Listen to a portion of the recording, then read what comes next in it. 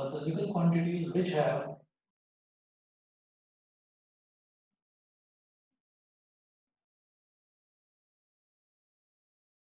only magnitude and no direction are called scalar quantities.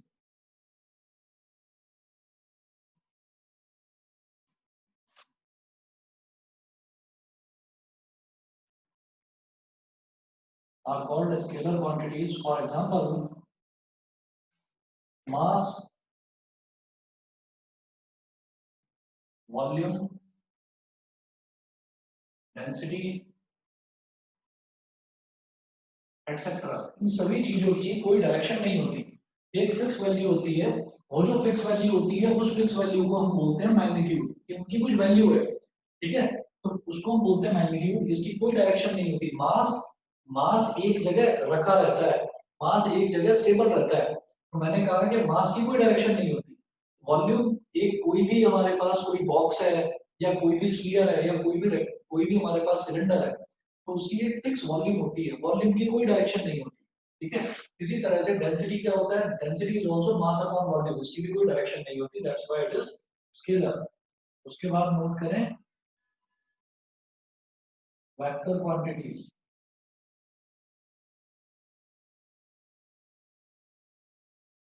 इसमें the physical quantities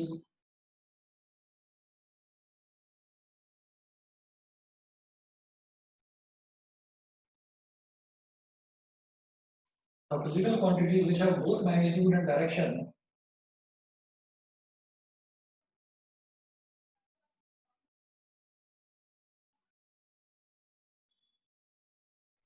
which have both magnitude and direction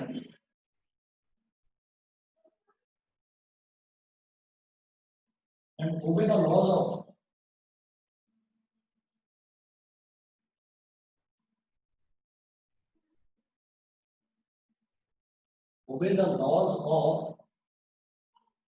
laws of vector addition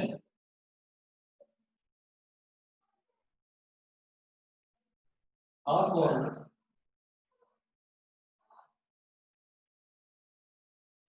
called vector quantities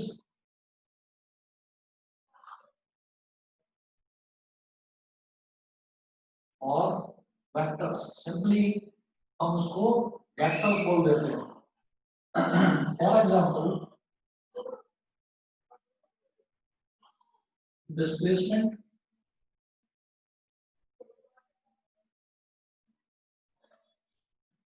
displacement, velocity, displacement, velocity, force, etcetera. Displacement, velocity and force etcetera. अगर किसी भी तरीके की कोई physical quantity है, for example मैं velocity की बात कर रहा हूँ, तो वेलोसिटी में मेरे पास ये पता होता है कि मैं इतनी स्पीड से चल रहा हूँ एंड इन दिस डायरेक्शन, तो जहां पर भी स्पीड के साथ साथ डायरेक्शन भी आ जाएगी उसको मैं बोलूंगा velocity, and velocity is always a vector quantity. Scalars और में जो अभी आपने प्लेन बताया था वो 2 डायमेंशनल है या 3 डायमेंशनल है?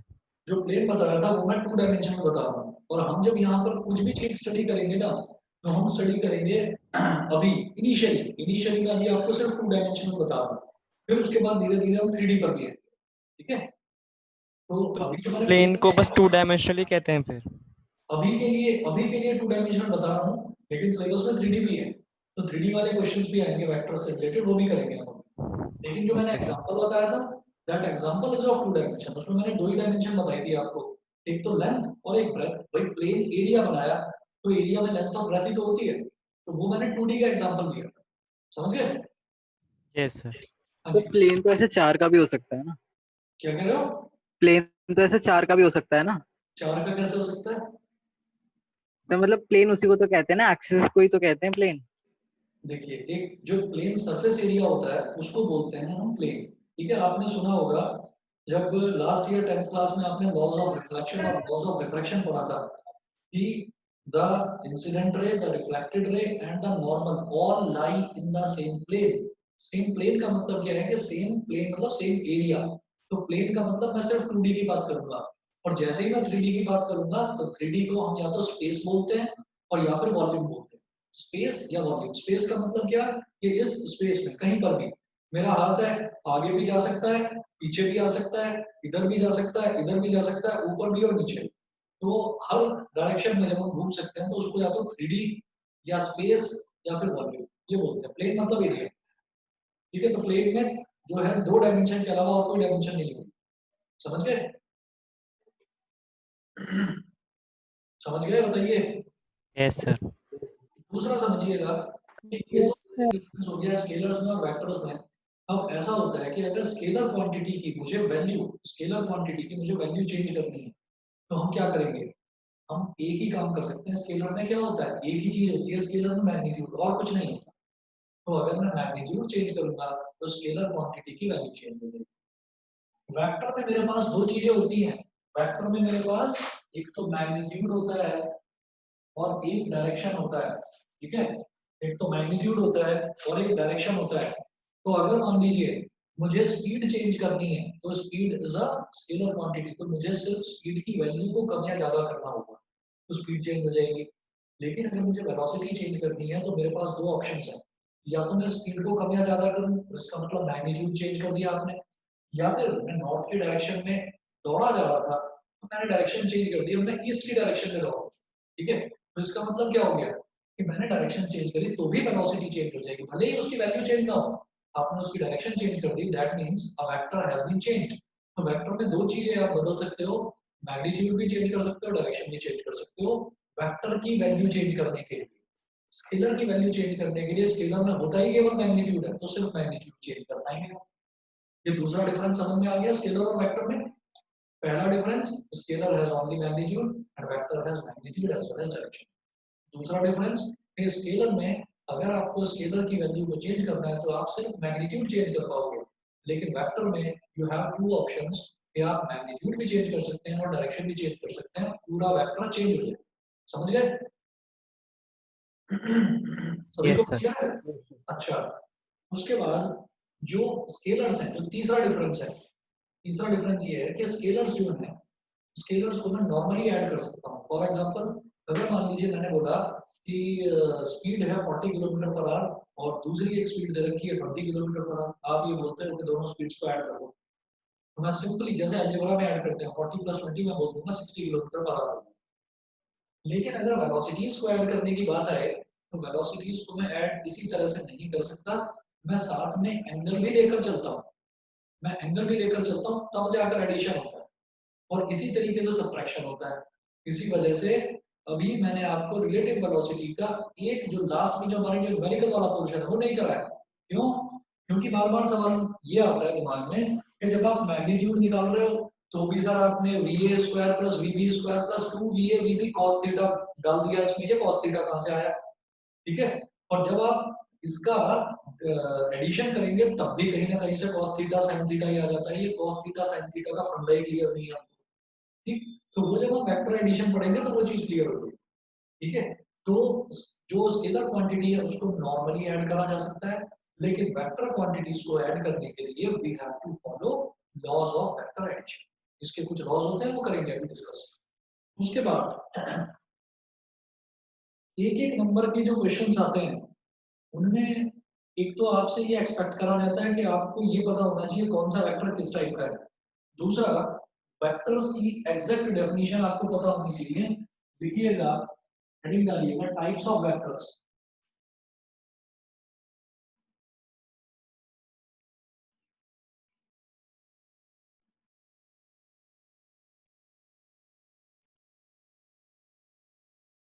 हेडिंग डालिएगा टाइप्स ऑफ वेक्टर्स। इसमें सबसे पहले आप लिखेंगे position vector.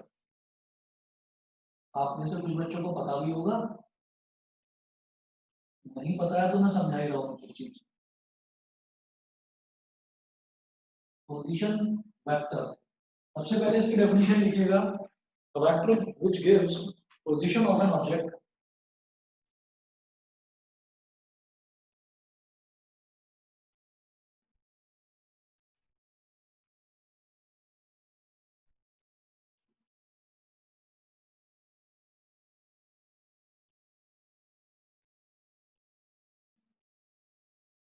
A vector which gives position of an object with reference to the origin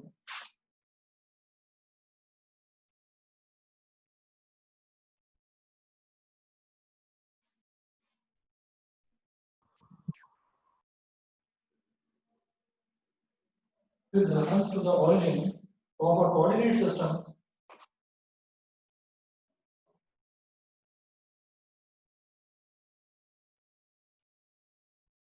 a vector which gives position of an object with reference to the origin of a coordinate system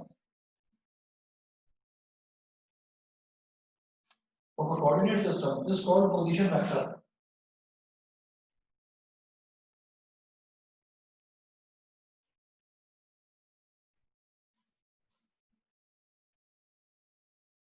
Is called position vector.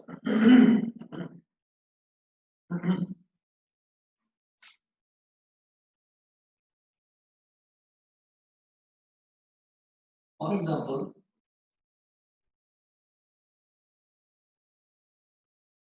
if a vector या vector ना लिखिए, आप लिखिएगा if a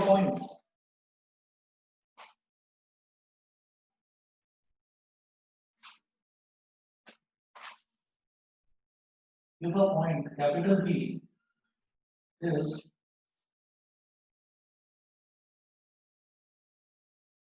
located in space,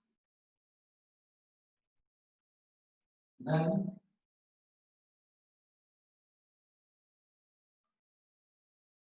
its position with respect to origin. देखिए हम अगर लिखते हैं ना WRT का मतलब होता है with respect to, then its position with respect to origin gives us the position vector.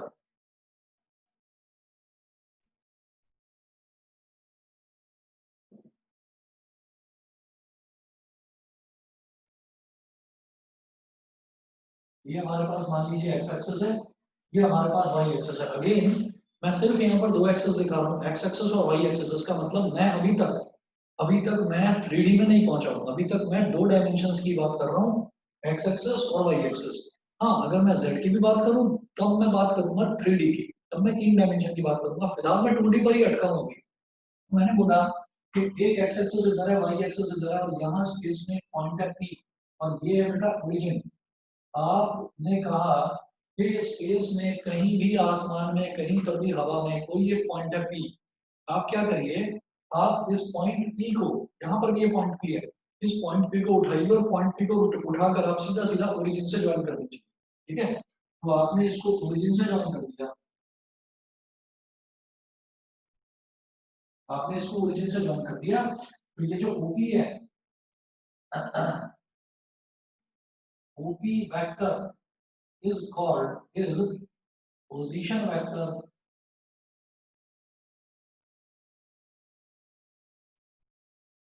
of P। ये पोजीशन वेक्टर हो जाएगा P का, ठीक है, पोजीशन वेक्टर ऑफ P। अब सवाल ये उठता है कि ये ओरिजिन क्या होता है। ओरिजिन डिपेंड करता है कि हमारा, हम स्टडी किस चीज को कर रहे हैं, हमारा रेफरेंस क्या है। फॉर एग्जांपल अगर मान लीजिए मैं बात करूं कि मैं एक कमरे की बात करता हूं, तो कमरे में एक कॉर्नर मैंने पकड़ लिया, उस कॉर्नर में हमने ये कहा, कोई एग्जांपल और दूसरा उठाता हूँ,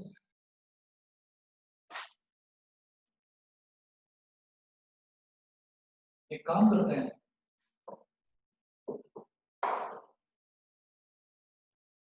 मान लीजिए हमने कहा कि ये बुक है, मैं इस बुक की बात कर रहा हूँ, तो इस बुक में ये हमारे पास प्लेन आ गया, क्योंकि मैं बात कर रहा हूँ मोशन है ना प्लेन की, तो ये मेरे पास एक प्लेन है, प्लेन एरिया। अब इस प्लेन एरिया पर कहीं पर भी किसी भी जगह पर हमने कहा कि मान लीजिए इस पॉइंट पर, ये वाला जो पॉइंट है, इस पॉइंट पर कोई एक ऑब्जेक्ट रखा हुआ है इस पॉइंट पर, तो अगर आपसे पूछा जाए कि इसका पोजीशन वेक्टर क्या है, तो आपको ये पता होना चाहिए कि ओरिजिन क्या है। तो मैं कहूंगा कि चलिए, मैंने ये जो कोना है ना, मैंने इस कोने को ओरिजिन मान लिया कि यहाँ से लेकर यहाँ तक मैं इसकी विड्थ मेजर कर रहा हूँ, या मैं यहाँ से लेकर यहाँ तक इसकी लेंथ मेजर कर रहा हूँ। तो मैं स्टार्ट कहाँ से करा, मैंने यहाँ से, ठीक, और यहाँ से लेकर यहाँ तक मैं इसकी जो ब्रेथ है, जो इसकी विड्थ है, मैं वो मेजर कर रहा हूँ, तो इसका मतलब क्या हो गया कि मैंने लेंथ यहाँ से मेजर करनी शुरू करी इस पॉइंट से, और ब्रेथ इस पॉइंट से मेजर करनी शुरू करी, तो मेरे लिए ओरिजिन ये हो गया। ओरिजिन से आप इस पॉइंट को एक स्ट्रेट लाइन के थ्रू, ये जो ब्लैक पॉइंट दिखाई दे रहा है, इसको एक स्ट्रेट लाइन से आप ज्वाइन कर दीजिए, तो ये जो ओपी लेंथ हो जाएगी, this OP length is known as magnitude of point P. ये जो ओपी लेंथ है, this is known as magnitude of point P. और जो ये डायरेक्शन है, डायरेक्शन कैसे पता चलेगी कि एक्स एक्सिस के साथ में जो ये डायरेक्शन है ना, ये थीटा, इस थीटा से मुझे डायरेक्शन का पता चल जाएगा कि हम हॉरिजॉन्टल एक्सिस से कितनी डायरेक्शन पर कहां पर खड़े हुए हैं। ठीक है, तो this is known as position vector. Position vector कि आप किस जगह पर खड़े हुए हैं, that gives your exact position. ठीक, ऐसा होता है कि कई बार अगर आप देखेंगे ना, जैसे आपने जीपीएस ऑन करा होगा कभी भी, तो जीपीएस में कभी भी अगर आपसे कोई आपका फ्रेंड बोलता है कि भाई मेरे को अपनी आप लोकेशन भेज दीजिए, तो आप अपनी लोकेशन शेयर कर देते हैं। जीपीएस यूज करा है ना आप लोगों ने? Yes sir. तो आप लोगों ने जीपीएस यूज करा है ना? तो अगर आप अपने किसी फ्रेंड को, किसी रिलेटिव को अपनी पोजीशन भेजते हैं, तो पोजीशन में उसके पास पता है क्या जाता है? उसके पास कोऑर्डिनेट्स जाते हैं, और कोऑर्डिनेट्स में क्या होता है? आपका पोजीशन वेक्टर होता है। आपका पोजीशन वेक्टर का मतलब यह है कि आप कितनी ऊंचाई पर, कितनी हाइट पर खड़े हुए हैं, पता है कहां से? सेंटर ऑफ अर्थ से। अर्थ से आप, अर्थ के सेंटर से कितनी दूरी पर आप खड़े हुए हैं।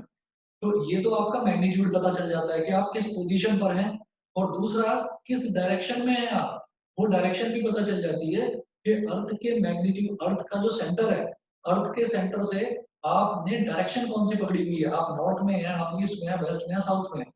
तो ऐसा तो है नहीं कि अगर मान लीजिए मैं कहूँ कि यहाँ पर ऊपर नॉर्थ होता है तो आप एग्जैक्टली नॉर्थ में हैं, या आप यहाँ साउथ में तो एग्जैक्टली आप साउथ में हैं। ठीक है, साउथ के भी हो सकता है आप इस कोने में हो, या हो सकता है आप इस कोने में हो। तो जो सेंट्रल एक्सिस, अर्थ का जो सेंटर होता है, अर्थ के सेंटर से आपने यहाँ पर कितना एंगल बना रखा है, वो एंगल भी जाता है। कितनी हाइट पर है, वो ऑल्टीट्यूड भी जाता है। तो अगर कभी आप जो अपनी लोकेशन शेयर करते हैं ना, कभी उसकी डिटेल्स देखना, उसकी डिटेल्स में आपको लिखा हुआ दिखाई देगा, आपको एक तो ये टर्म लिखी हुई दिखाई देगी ऑल्ट। ऑल्ट का मतलब ये है कि आप अर्थ के सेंटर से कितनी ऊंचाई पर है, हाइट कितनी।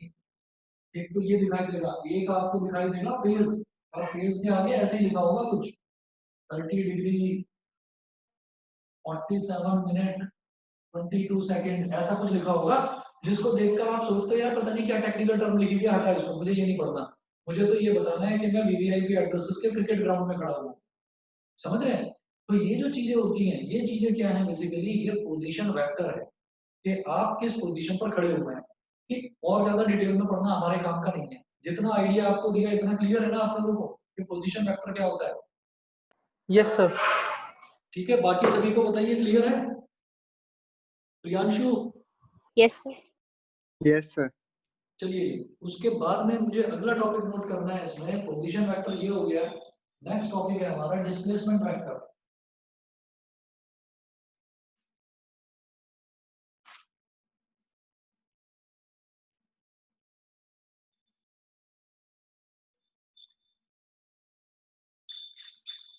सर हाँ जी, सर आपने लास्ट वाला क्या बताया था?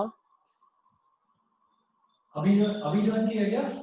नहीं सर, नहीं मतलब लास्ट में क्या बताया था वो समझ नहीं आया सर, नेटवर्क इशू है थोड़ा। अच्छा, लास्ट में मैं ये बता रहा था कि जो हम जीपीएस से अपनी लोकेशन शेयर करते हैं ना, हाँ तो जी वो सर। लोकेशन जो है, वो लोकेशन हमें क्या बताता है कि हम अर्थ के सेंटर से कितनी दूरी पर खड़े हुए हैं। वो तो मैग्नीट्यूड हो गया। हमने अर्थ के सेंटर से किस डायरेक्शन में कितना एंगल बना रखा है, वो एंगल हो गया। ठीक है, इसी तरीके से मैंने आपको अपनी लोकेशन भेजी, तो मेरे ये कोऑर्डिनेट्स आपके पास पहुंच गए, और आप ये देख लेते हो, आपको जो आपके मोबाइल फोन का जो सॉफ्टवेयर है, वो सॉफ्टवेयर यानी कि जो आप सॉफ्टवेयर उसमें यूज करते हैं, एप्लीकेशन गूगल मैप्स क्या करता है कि उसके अंदर कोडिंग हो रखी है। वो कोडिंग अपने आप ही कैलकुलेट करके आपको ये बता देता है कि मैं इतनी दूरी पर हूँ, ऐसे हूँ, तो इसका मतलब इतने किलोमीटर है, और ये आपको डायरेक्शन बताता रहता है। ठीक है, तो उसको जो मोबाइल फोन या फिर जो फिर कंप्यूटर सिस्टम है, या आपकी गाड़ी का जीपीएस सिस्टम, आपकी गाड़ी का GPS system position vector, angle, direction, ये सब कुछ समझता है वो। लेकिन वो उसको कन्वर्ट करके उस लैंग्वेज में दिखाता है जो लैंग्वेज आपके समझ में आती है। फिर turn right, after 100 meters take a U turn, after 200 meters take a left turn, वो सारी चीज बोलता है ना गूगल मैप्स का सॉफ्टवेयर, यस सर। ठीक है ना। तो वो सारी चीजें जो है वो उसके अंदर इनबिल्ट है सॉफ्टवेयर प्रोग्राम। और सॉफ्टवेयर प्रोग्राम किसने बनाया है? हमारे जैसे और आपके जैसे साइंस ग्रेजुएट्स ने बनाई है ये चीज, ठीक। तो ये सारी जो चीजें हैं, इन सारी चीजों को जब आप पढ़ेंगे समझेंगे तो एक्चुअल रियल लाइफ डोमेन में हम किस तरह से यूज करते हैं इन चीजों को, वो पता चल जाता है। तो इसीलिए सॉफ्टवेयर फर्म में लोग ज्यादातर वही होते हैं जो साइंस बैकग्राउंड से हैं, और साइंस बैकग्राउंड वाले जिनको ये सारी चीजें टर्म्स बहुत अच्छे से क्लियर होती है, ठीक है ना। तो उन लोगों के लिए ये चीज करना कोई मुश्किल बात नहीं। अच्छा, इसके बाद अगला देखते हैं। तो ये तो खैर उसका एप्लीकेशन था। पोजीशन वेक्टर का मतलब सिर्फ और सिर्फ इतना कि कोई भी ऑब्जेक्ट कहाँ पर रखा हुआ है उसको ओरिजिन से ज्वाइन करिए, तो O से लेकर P तक will be its magnitude and this direction OP vector, उसके ऊपर एरो लगा देते हैं, OP vector is the position vector, ठीक है। Yes, sir. टर्म्स क्लियर है जी? Yes sir. ठीक है, इसमें कोई प्रॉब्लम है तो बता देना, क्योंकि बिल्कुल शुरुआत से करवा रहा हूँ ये वाली चीज, ठीक है। अब देखिएगा displacement vector, it is that vector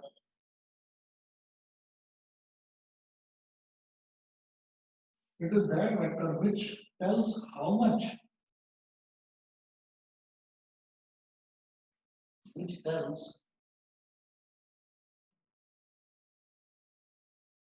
it is that vector which tells how much and in which direction an object has changed, how much and in which direction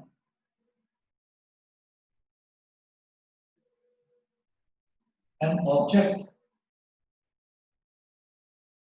has changed, its position in a given time interval. Its position in a given time interval, ठीक है। कि displacement vector से ये पता चलता है कि एक वेक्टर ने अपनी जो पोजीशन है वो किस तरह से चेंज करी है एक गिवन टाइम इंटरवल में। फॉर एग्जांपल बड़े आराम से समझ जाएंगे आप लोग इसको भी। अगर मान लीजिए ये वाई एक्सिस है, ये एक्स एक्सिस है, ठीक, और हमने बोला कि एक ऑब्जेक्ट यहां पर था, पॉइंट पी पर था, ठीक है, और वो थोड़ी देर बाद वो पहुंच गया पॉइंट क्यू पर। तो ये हमारे पास ओरिजिन है और हमसे ये पूछा जाए कि डिस्प्लेसमेंट वेक्टर बताइए क्या होगा। तो आप क्या करेंगे, आप O से P को ज्वाइन कर देंगे, O से P को ज्वाइन करेंगे, ये हो जाएगा, इसको लिखेंगे आप position vector at time T. Time T में कोई एक टाइम टी था, मान लीजिए 5 सेकंड में या 10 सेकंड में एक ऑब्जेक्ट की पोजीशन यहां पर लोकेट करी गई कि एक ऑब्जेक्ट यहां पर बैठा हुआ था।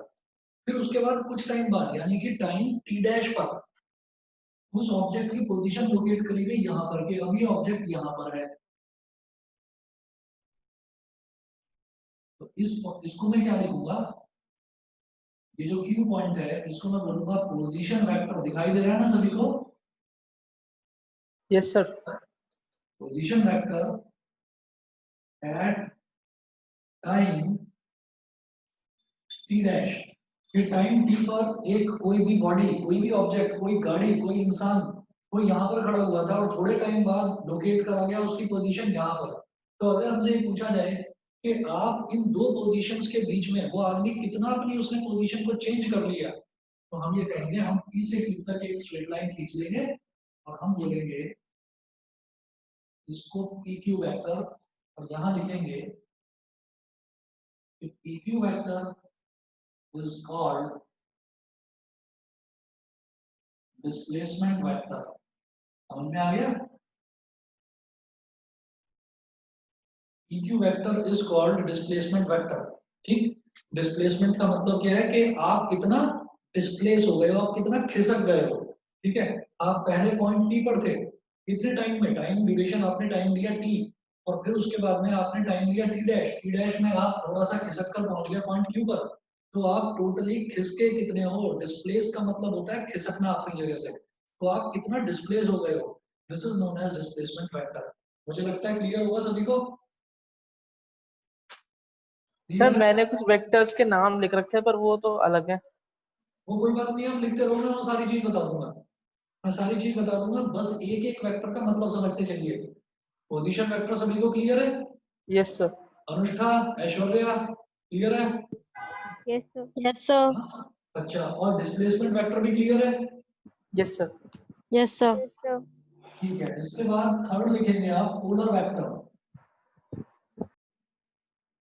पोलर वेक्टर, पोलर वेक्टर में लिखिएगा, छोटी सी डेफिनेशन है इसकी, the vectors which have a starting point,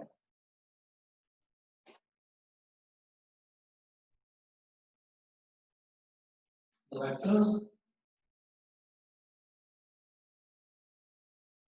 which have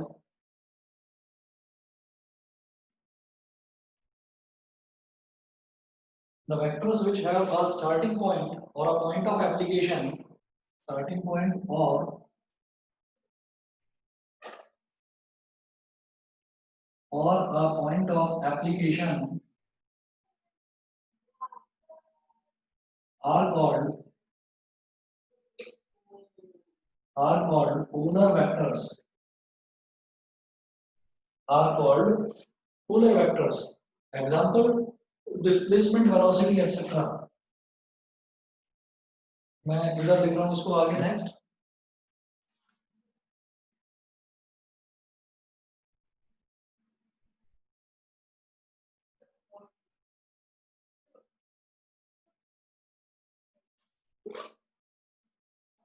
Example, displacement, velocity, etc. एक टर्म है बस पोलर वेक्टर। इतना याद रखना कि कोई भी वेक्टर है जिसका हमें स्टार्टिंग पॉइंट पता है, डिस्प्लेसमेंट में मैं जानता हूं कि स्टार्टिंग पॉइंट कहां पर है, तो ऐसे वेक्टर को हम बोलेंगे पोलर वेक्टर। फॉर एग्जांपल आप ये देखेंगे, ये डिस्प्लेसमेंट है मेरा P से लेकर Q तक, तो मुझे मालूम है ना मैंने स्टार्ट कहां से करा, मेरा स्टार्टिंग पॉइंट मुझे मालूम है, तो जहां पर भी मुझे मेरा स्टार्टिंग पॉइंट पता होगा उसको मैं बोलूंगा क्या, पोलर वेक्टर। ठीक है, अच्छा, और इसी तरीके से ये याद रखने वाली चीज होगी कि पोलर वेक्टर क्या होता है, कि जो भी वेक्टर है जिसका स्टार्टिंग पॉइंट है उसको पोलर वेक्टर बोलते हैं। तो ये डेफिनेशन याद रखना, क्योंकि कई बार लिखा हुआ आ गया, मान लीजिए एग्जाम में कि पोलर वेक्टर आ गया है ना, कि there is a polar vector whose value is this, तो आप ये समझ, आपको यही समझ में नहीं आएगा कि ये पोलर वेक्टर क्या है, और फिर वही कंफ्यूजन हो जाएगा कि मतलब मुझे स्टार्ट कैसे करना है इस क्वेश्चन। तो आप अपने आप बस ये समझ जाइए कि ज्यादातर सभी वेक्टर्स के स्टार्टिंग पॉइंट होते हैं, तो उसको मैं बोलूंगा पोलर वेक्टर, पोलर वेक्टर जिसका स्टार्टिंग पॉइंट होता है। फॉर एग्जांपल, मुझे ये दे रखा है कि there is a motor which is rotating at this speed, एक मोटर है वो रोटेट कर रही है एक किसी पर्टिकुलर स्पीड पर, तो मोटर जो है, मोटर का एक्चुअली पर्टिकुलरली मोटर भी नहीं दे रखा, मोटर का फैन दे रखा है। ठीक है, मोटर का फैन लगातार ऐसे ऐसे ऐसे ऐसे ऐसे ऐसे रोटेट करता जा रहा है, लेकिन आपको उन्होंने ये नहीं बताया कि वो रोटेट कर रहा है, वो इतनी स्पीड पर रोटेट कर रहा है, लेकिन ये नहीं बताया कि उसने रोटेट किस पॉइंट पर करना शुरू करा। तो मैं इसको कभी भी, जो भी रोटेशनल मोशन होगा, रोटेशनल मोशन में अगर मुझे स्टार्टिंग पॉइंट नहीं दे रखा है, तो मैं कहूंगा कि ये फिर मेरे पास पोलर वेक्टर नहीं है, this will be a non polar vector. समझ में आ गई ये चीज? तो ये इसका एक एग्जांपल है। एक्सेप्शन, एक्सेप्शन हो गई ये चीज कि पोलर वेक्टर तो सारे वेक्टर्स होते हैं, लेकिन एक एक्सेप्शनल केस है, जैसे ये है, इसमें अगर मुझे स्टार्टिंग पॉइंट नहीं दे रखा तो मैं कहूंगा ये पोलर वेक्टर नहीं है। सभी को क्लियर है? यस ठीक है, यस सर। नेक्स्ट यस लिखेंगे, सर। थर्ड था, ठीक है, नेक्स्ट लिखेंगे axial vector, AXIAL, axial vector, axial vector. इसमें लिखिएगा, ये भी पोलर वेक्टर से ही रिलेटेड है, the vectors which represent rotational effect,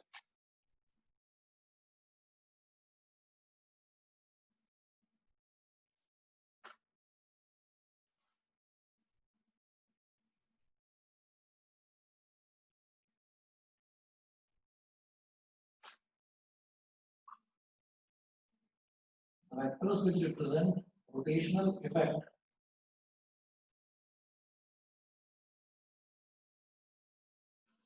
vectors which represent rotational effect and act along the axis of rotation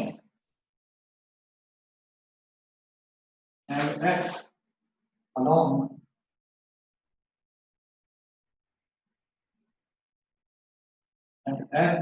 the axis of rotation in accordance with right hand screw rule. In accordance with right hand screw rule. In accordance with the right hand screw rule are called axial vectors. अभी समझा दूंगा ये क्या चीज होती है right hand screw rule. पहले note करिए. Are called axial vectors.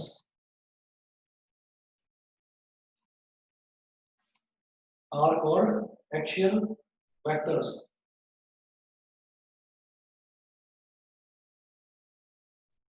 Example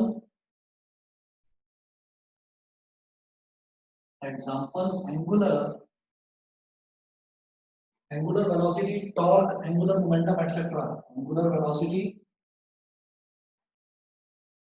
torque, comma, angular momentum,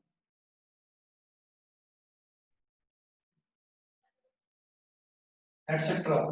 note करिए पहले इसको.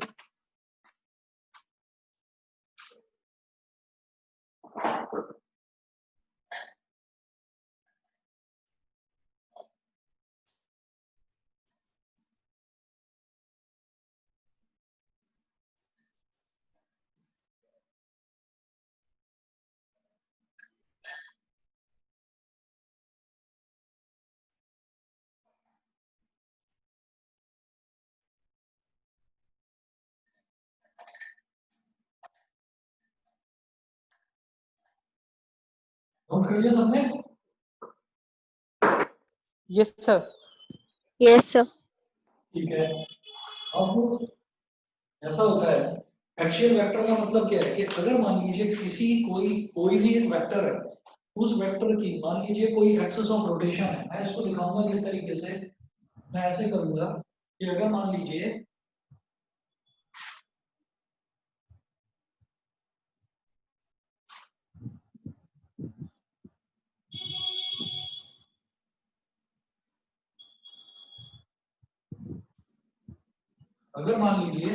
कोई एक हमारे पास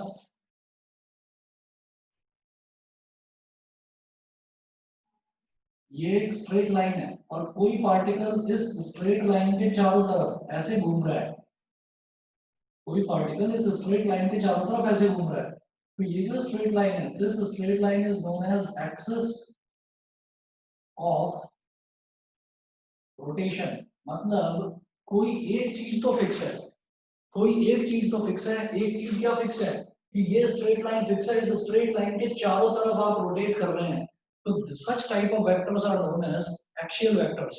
For example, जो अगर मान लीजिए कोई पोल है, आपने देखा होगा ना, ये क्या कहते हैं, वो जो प्रोग्राम्स आते हैं जो टीवी में दिखाते हैं, वो डांस के जो कॉम्पिटिशन्स आते हैं, उसमें एक कैटेगरी होती है डांस की, पोल डांस. उसमें क्या होता है कि पोल, ये जो बीच में पोल है, ये पोल तो फिक्स है. अब आपको पोल को ही पकड़ के और आपको उसके चारों तरफ ऊपर नीचे हर एंगल पर आपको अपने जो जिम्नास्टिक स्टंट्स वगैरह जो भी दिखाते हैं डांस में, वो सारी चीजें आपको करके दिखानी है. तो आपकी एक चीज फिक्स है कि pole is not going to move. ठीक है. तो that is your axis of rotation. Rotation का मतलब क्या है कि आप उसी एक्सिस के चारों तरफ रोटेट कर रहे हैं. ठीक है. तो सच टाइप ऑफ वेक्टर्स के इस केस में अगर मैं किसी पोल डांसर की बात करूं, तो पोल डांसर का क्या काम है कि ये पोल फिक्स है, पोल डांसर उसके चारों तरफ ही रोटेट करेगा, उसके आगे पीछे घूमेगा. ठीक है. So this type of motion is known as axial rotation. और इसमें जब हम मूव करते हैं तो जो भी ऑब्जेक्ट मूव कर रहा है that is known as axial vector. उसको हम axial vector बोलते हैं. अब इसमें एक टर्म आपने देखी यहाँ पर, the vectors which represent rotational effect and act along the axis of rotation in accordance with right hand screw rule. Right hand screw rule क्या होता है कि जैसे फॉर एग्जांपल अगर हम किसी स्क्रू की बात करें, दिखाई दे रहा है सबको स्क्रू, यस ये सर स्क्रू दिखाई दे रहा है सभी को? Yes, sir.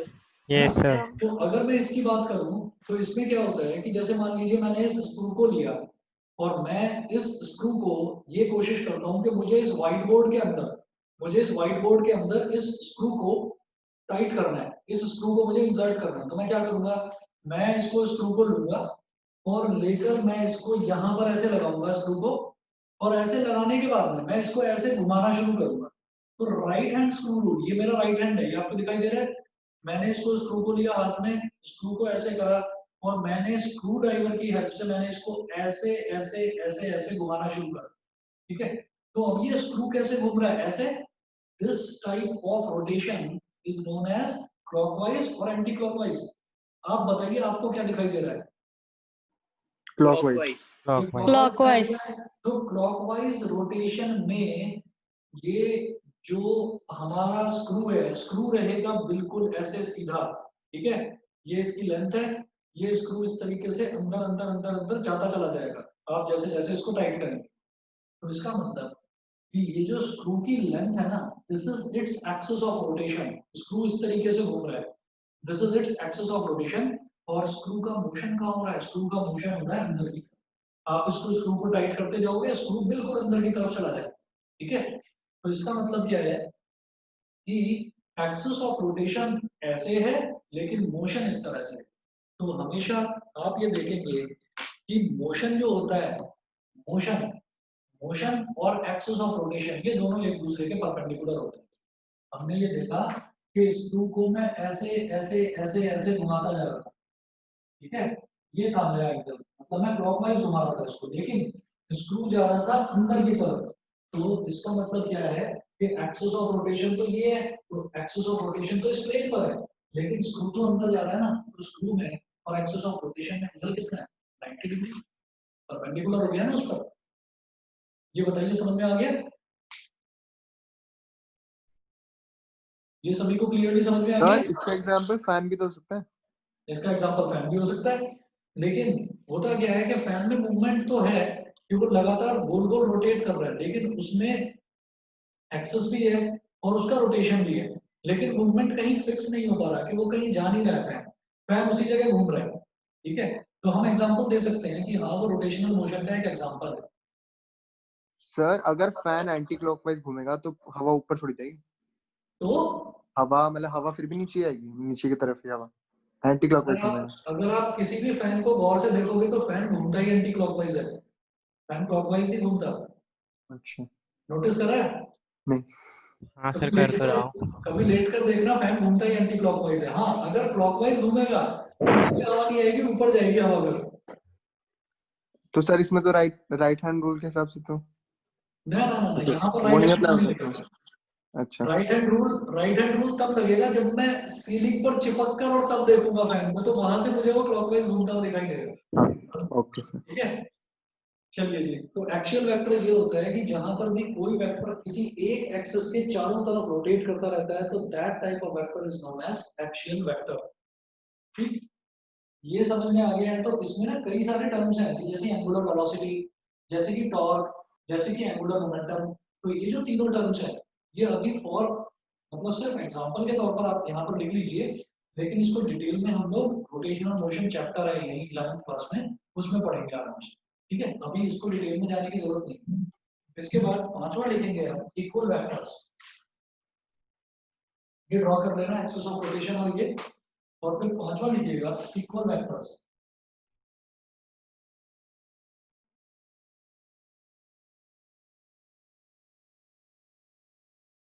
अब बात करते हैं इक्वल वेक्टर्स की, कि कोई भी दो वेक्टर्स इक्वल कब हो सकते हैं? हम लिखेंगे two vectors are said to be equal.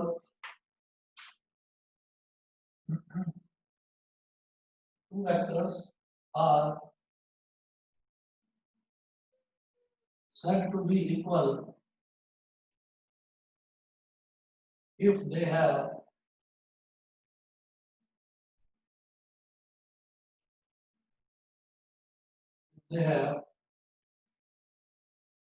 same magnitude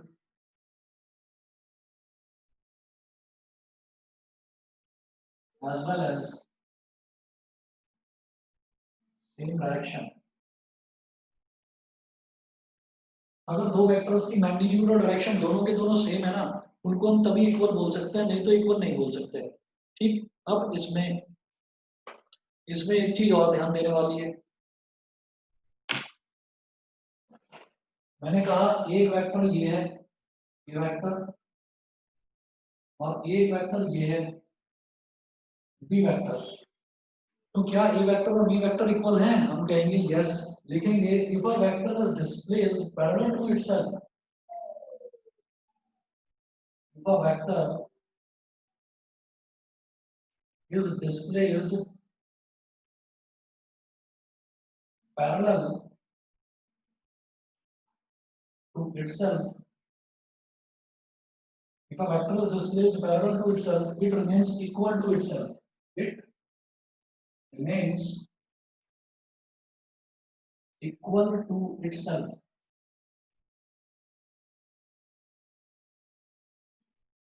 It remains equal to itself. अगर एक वेक्टर को अपने ही पैरेलल खिसका दिया जाए तो हम ये कहेंगे कि वो वेक्टर इक्वल है। फॉर एग्जांपल जैसे ये ए वेक्टर और बी वेक्टर दे रखा है, अगर ए वेक्टर का और बी वेक्टर का दोनों की वैल्यू सेम है, यानी कि मैग्नीट्यूड सेम है, वेक्टर क्या हो सकता है?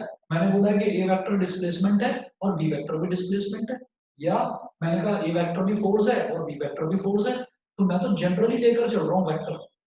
ठीक, हमने कहा कि अगर मान लीजिए ए वेक्टर और बी वेक्टर की वैल्यू सेम है, यानी कि मैग्नीट्यूड सेम है, तो डायरेक्शन अगर उनकी पैरेलल जा रहे हैं ना, वो दोनों के दोनों एक ही डायरेक्शन में और पैरेलल हैं, तो भी मैं कहूंगा कि वो वेक्टर इक्वल हैं।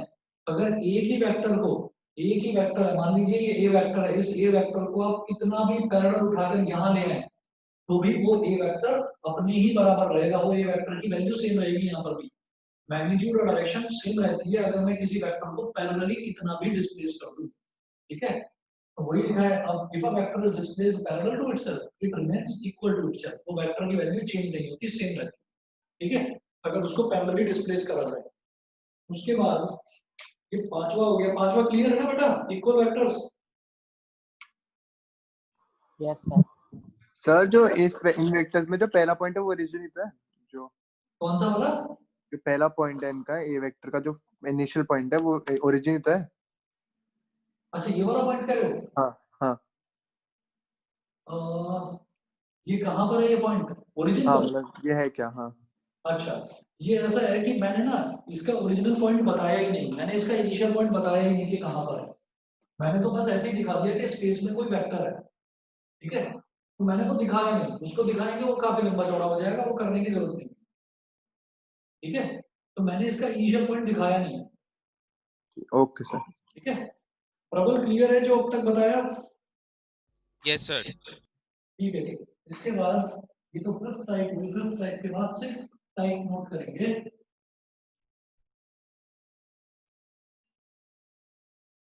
सिक्स्थ टाइप ये है जिसमें आपको लास्ट टाइम डाउट भी आया था, आपने पूछा भी था। ये है negative of a vector.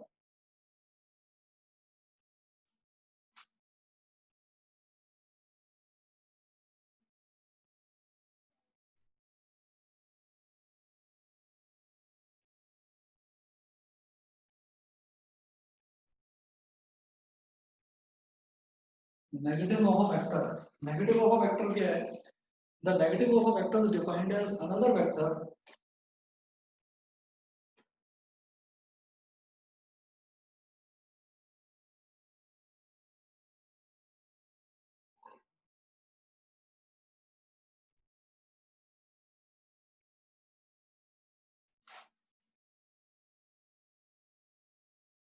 the negative of a vector is defined as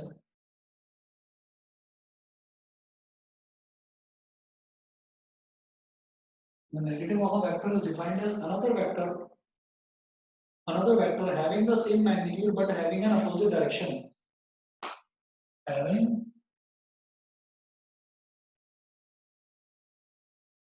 the same magnitude but opposite direction.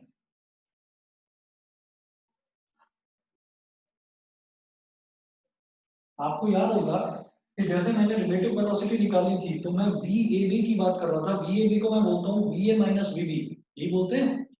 V21 को हम बोलते हैं V2 माइनस V1, तो वो रिलेटिव वेलोसिटी होती है। तो इसी तरीके से हम उसमें से VA में से VB को सब्ट्रैक्ट कर रहे थे और मैंने VB की डायरेक्शन यहाँ ली थी और फिर मैंने ऐसे पलट कर लिख दिया था। देखिए ऐसे था कि अगर A वेक्टर ये है, मान लीजिए A वेक्टर ये है, मैं इसको ऐसे पलट दूं, मैग्नीट्यूड सेम रखूं मैं इसको ऐसे पलट दूं तो ये वेक्टर हो जाएगा B वेक्टर और इसको मैं बोल दूंगा माइनस A वेक्टर के इक्वल। ठीक है, हम यहाँ कहेंगे here B vector is the negative of a vector A vector। ये A vector का नेगेटिव है। नेगेटिव का मतलब कुछ भी नहीं होता, आप ये देखिएगा बस वेक्टर का मैग्नीट्यूड सेम रखेंगे, आप वेक्टर की डायरेक्शन जस्ट अपोजिट कर देंगे। और वो जस्ट अपोजिट डायरेक्शन पता कैसे चलती है कि जैसे ये वेक्टर्स हैं, अभी प्रियांशु ने पूछा था कि इनका स्टार्टिंग पॉइंट क्या है, मैं स्टार्टिंग पॉइंट इनका दिखा नहीं रहा हूँ। तो फॉर एग्जांपल मेरे पास कोई भी अगर डायग्रामेटिक क्वेश्चन आएगा वेक्टर को लेकर तो उसमें स्टार्टिंग पॉइंट जरूर होगा। मान लीजिए हमें ये दे रखा है, मान लीजिए हमें ये दे रखा है, ये एक्स एक्सिस है, ये वाई एक्सिस है और एक वेक्टर ये दे रखा है मुझे, वेक्टर p। ठीक है, और इसको मैंने बोल दीजिए, चलो ए वेक्टर बोल दिया इसको मैंने, तो ये ओरिजिन है। अगर इसका पोजीशन, अगर इसका नेगेटिव वेक्टर पूछा जाएगा ना, तो जो ये ओरिजिन है मैं इसको ओरिजिन के अलोंग इस तरह से वापस घुमा दूंगा 180 डिग्री। ठीक है, तो मैं ऐसे कर दूंगा इसको, तो दिस विल गिव मी, ये पॉइंट q जो है, this will give me negative of A vector. इसको नेगेटिव ऑफ ए वेक्टर लो, फिर वेक्टर की जो भी डायरेक्शन है आपने उसको ठीक उसके अपोजिट कर दिया, और अपोजिट करोगे किस पॉइंट के अराउंड घुमाओगे उसको, जो उसका स्टार्टिंग पॉइंट होगा। तो जो ये स्टार्टिंग पॉइंट दे रखा है ना ओरिजिन, आपने ओरिजिन के अराउंड इसको ऐसे घुमा दिया 180 डिग्री। ठीक है, समझ में आ गया सभी को? यस सभी को क्लियर है? चले आगे। ठीक है, उसके बाद नेक्स्ट लिखेंगे आप, ये तो नेगेटिव ऑफ अ वेक्टर हो गया। नेक्स्ट लिखिएगा modulus of a vector. Vinayak online हो?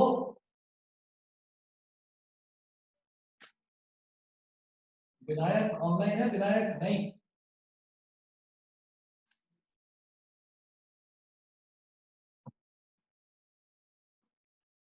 आर्यन ढींगरा समझ में आ रहा है जो बताया?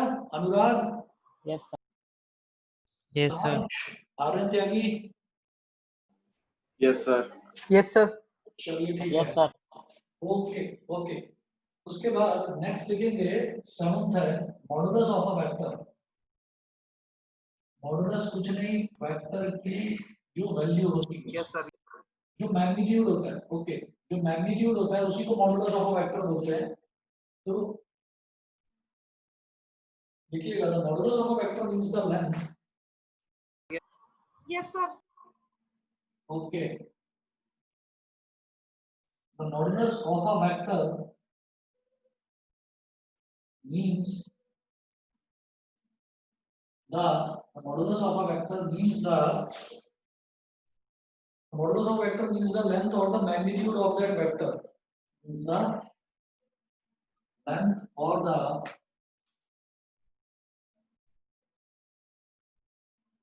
magnitude, means the length or the magnitude of that vector, of that vector। full stop। अगर लेंथ की बात कर रहे हैं या सिर्फ उसके मैग्नीट्यूड की बात कर रहे हैं तो इसका मतलब क्या है कि जहां पर सिर्फ मैग्नीट्यूड की बात करी जाएगी तो इसका मतलब क्या है कि वो एक स्केलर क्वांटिटी है। तो जब भी मैं मॉडुलस की बात करता हूँ ना, वेक्टर के मॉडुलस की बात करता हूँ, तो I am talking about a scalar quantity. तो आप लिखेंगे कि अगर मॉडुलस वेक्टर निकाल रहे हैं तो उस मॉडुलस वेक्टर को वेक्टर कहलाने का कोई हक नहीं है। मॉडुलस वेक्टर को वेक्टर कहलाने का कोई हक नहीं है, कह देते हैं नाम के लिए मॉडुलस वेक्टर, वो होती है स्केलर क्वांटिटी। इसीलिए यहाँ स्पेशली लिख रहा हूं मैं, क्योंकि उसकी कोई डायरेक्शन नहीं होती। It is a scalar quantity, it is a scalar quantity. ठीक है, और लिखा कैसे जाएगा? Modulus of a vector